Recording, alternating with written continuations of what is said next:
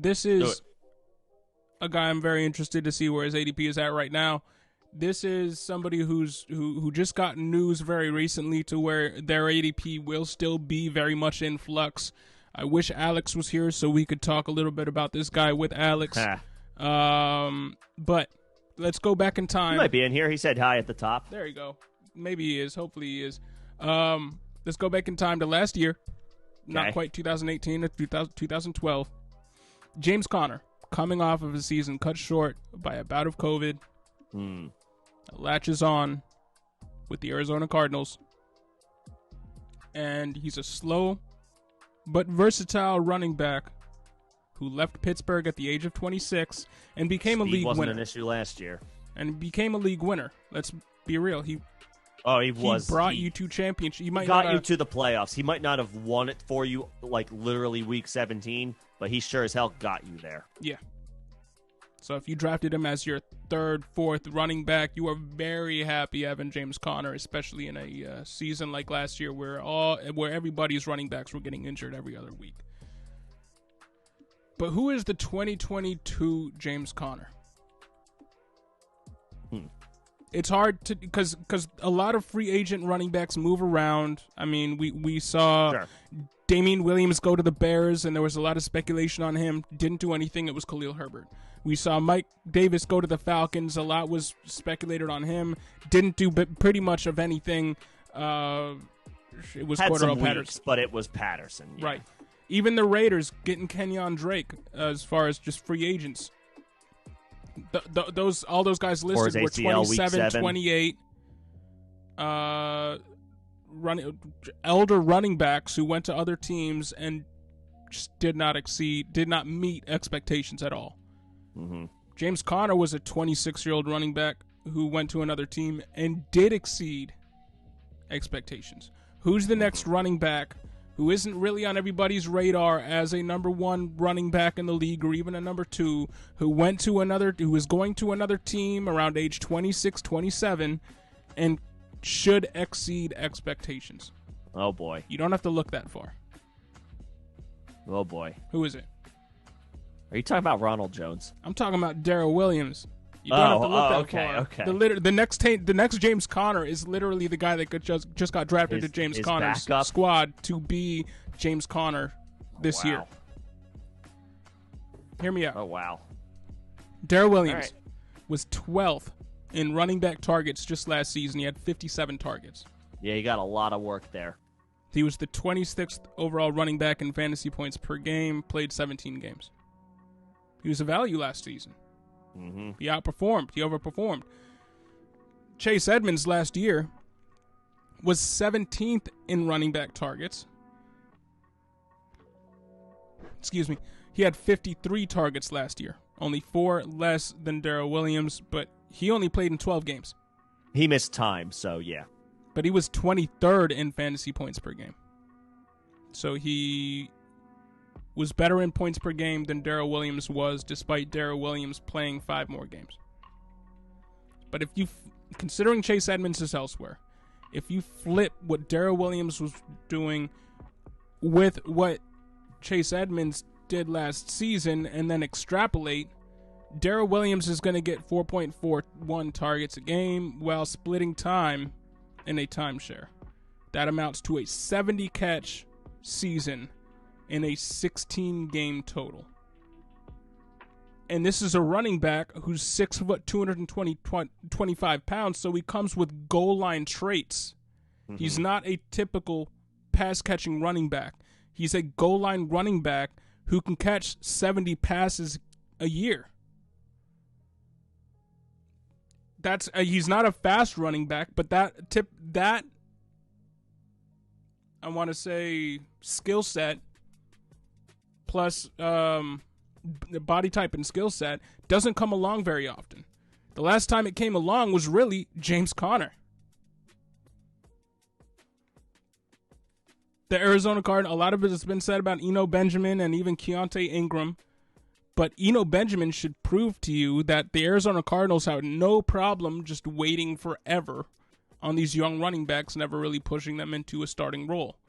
Keontae Ingram is only a 6th rounder, So the same thing that happened to Eno Benjamin over the last few seasons, now that Darrel Williams is there, could happen to Keontae Ingram, which would suck because I drafted him like he was going to be the RB2 in that that team. But regardless, and a lot has been said about what James Conner did last season on the Arizona Cardinals.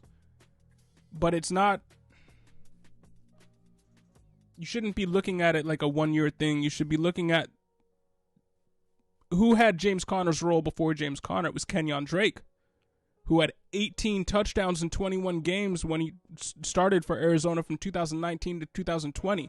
This isn't just James Conner overperformed. This might just be James Conner went to the one place where he was going to be able to get 18 touchdowns or whatever he got. Was it 18? Yeah, I think it was 18. 15 on the ground and 3 through the air. He might have overperformed a little bit, but even if he performs at an average level for the Arizona RB1/RB2, Kenyon Drake had 18 touchdowns in 21 games. He almost had a touchdown a game from 2019 to 2020, and then James Conner comes in, has more than a touchdown a game over 17 games. Now Darrel Williams is there. What's Darrel Williams' ADP? I'm going to ignore the ADPs that I have up, basically, because they're all the way off right now. He's listed at 168 on Fantasy Football Calculator. It can be had in the 4th round. What is he on Underdog right now? 204. And regardless of what he is on Underdog, man, I think he is an extreme value right now. So ADP of 204, so he's free. Okay, so the ADP on Fantasy Football Calculator is even lower than that. All right, interesting. The calculator's higher on him than Underdog That's is. what Now, I mean. Yeah. Part of that is because he was a free agent up until 2 days ago, and so that will climb. I think you might have mentioned, I don't know if this was a slip-up, that he's a threat to catch 70 balls. I'm not sure about that. Last year he caught 47. Well, no, that wasn't a slip-up. 4.41... Let's see if I'm doing the math correctly. 4.41 times 16 is 70.56. Is that targets that he had or catches per game? Those are targets. Okay, so let's maybe say like 2 a game. Okay, did I say catches a game? I meant targets. I apologize. That's my fault. But still, 47 catches last year. 70 target running back with goal line traits. Maybe like a 35 catch season is still possible for him as the backup. Now, here's my only thing about that. First of all, I think we need to be careful about talking about extrapolation for a running back in this situation, because DeAndre Hopkins will come back week 7. Could he see an uptick in targets? Could he see 4 targets a game weeks 1 through 6? Sure. I didn't even factor in DeAndre Hopkins not being there. Okay, again, Chase Edmonds, while DeAndre Hopkins was there, when did DeAndre Hopkins get injured? Week 10? Before that, I think. It's closer to mid-season. Well, regardless, Chase Edmonds had week 9, 53 targets through 12 games, and many of those games were played with DeAndre Hopkins. So I'm not even factoring a bump in targets while DeAndre Hopkins is gone. He got those targets with DeAndre Hopkins there, with AJ Green, with basically a full complement of players around him. He had 53 targets in 12 games. Okay, so let's say, all right, fine. Let's say Darrel Williams absorbs that amount of work. What we do have to account for is, yes, DeAndre Hopkins is gone for 7 games, but what this Cardinals offense does have this year that they didn't have last year in the passing game was Marquise Brown. So he'll soak up targets as well. He'll take targets away from that as well. So a 70-target season. Yeah, but sure. They brought in Marquise Brown, but they took out Christian Kirk, who was heavily targeted last year. They took out Kirk, and they took out Edmonds. So, okay, fair enough. I would say, and obviously with James Conner, outside of last year's stretch to open the season, has had his share of injury issues, which included last year. But as it pertains to the goal line, Darrel Williams can absolutely do it. But I feel like it was more of a necessity for him in Kansas City because Clyde Edwards-Helaire proved he's a 0 at the goal line. But James Conner's good at the goal line. But James Conner is not a 0 at the goal line. Yeah, but if you use him too often on the goal line, he'll get an injury and won't be available. To which point, Darrel Williams to the moon.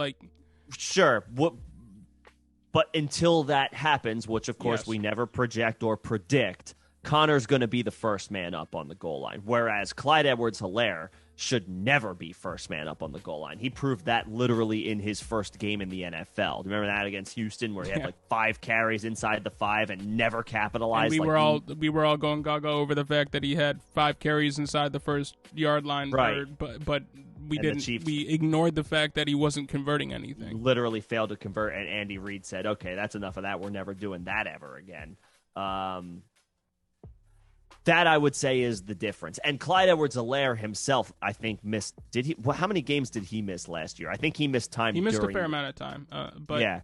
So Williams did get an opportunity to be the guy in a slightly extended role for the Chiefs, and they actually gave him work through the passing game when but he was that guy. To me, I'm not taking that as a detraction from his value. It showed that he can perform as a pseudo RB1 for his team. Is he an RB1? No. Can he catch passes and work on the goal line and pick up the yardage that he needs to when he's being called upon if there's nobody else in the offense? Sure. And James Conner isn't the most durable running back in the world. And yes, we don't predict injury, but it's almost guaranteed at this point that James Conner's going to miss at least 3 games because he has in every single season of his career. And regardless of even that point, and even the DeAndre Hopkins not being there for the first 6 games, it's a timeshare at running back in Arizona. It always has been. They don't want to change that. Yes, James Conner will be the 1A now, but I brought up Chase Edmonds' stats last year to illustrate that even as the pass-catching specialist running back 1B in this offense, he still had value as the RB23 in fantasy points per game. If Darrel Williams gets the Chase Edmonds treatment, Darrel Williams can maybe not be as elusive and effective, but he can offset that with maybe a little bit extra goal line work, and he's not bad through the air. So regardless, I think based out, and it's clear if his ADP is in the 200s, we're talking about bottom of the barrel Williams. ADP. You can capitalize on Darrel Williams, and I think you should. So yeah, it's a good landing spot. There will be work available, especially to open the season, and those are the types of guys that we do like to target in drafts. Give me guys we know are going to contribute right away, as opposed to we literally know DeAndre Hopkins will give you 0 through the first 6 weeks. Apples to oranges, but the argument here I'm making is go get guys who should be involved. And at an ADP of 204, again, that will climb because he now has a home. He now has a role that we can more easily chart out. So I would say that it is fair to expect that to climb. I would say at least 20 spots. Yep. But still, the 180th pick in a 12-round draft or in a 12-team draft is the 15th round, is literally the end of most standard redraft leagues. So he is free. He is free and makes a lot of sense, makes a ton of sense if you draft or end up with James Conner, because even if you reach down a little bit to go get him to secure the handcuff, you're still talking about, the 13th round? So it's a very cost-effective option for you.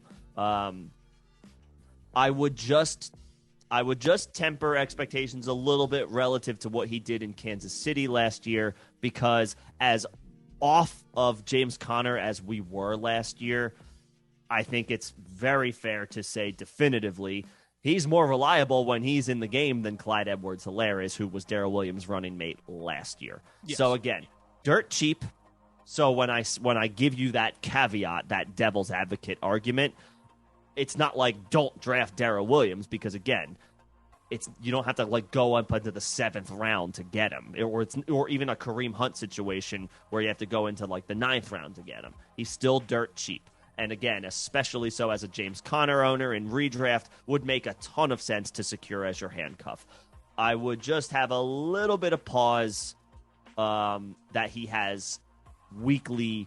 I wouldn't go as far to say, and I don't know that you're necessarily saying this, that he has weekly standalone value when James Conner is a much more reliable player on the goal line than Clyde Edwards-Helaire. Yes.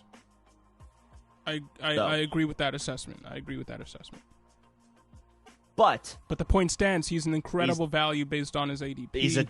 He's free. We saw, for what it's worth, we saw yesterday when we were going through the mocks that we were doing, Nick was able to snatch James Conner relatively late. People are 3rd round still.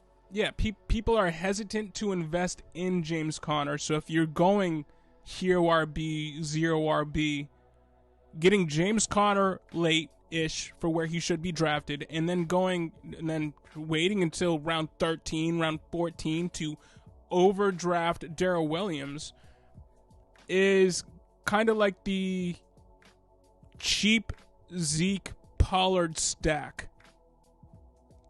You're not getting the same explosiveness in your backup as you're getting with Pollard by any means, but you're basically getting a whole backfield at depressed value.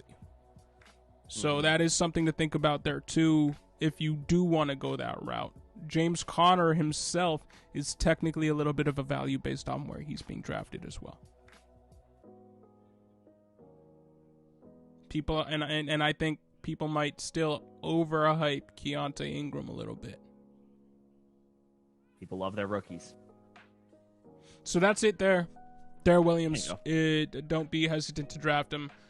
Alex, you're on the right track there. We're trying to get him in at the end of your draft in every single mock that you're doing. That's a good call if you're in here. You're on to something there. The next guy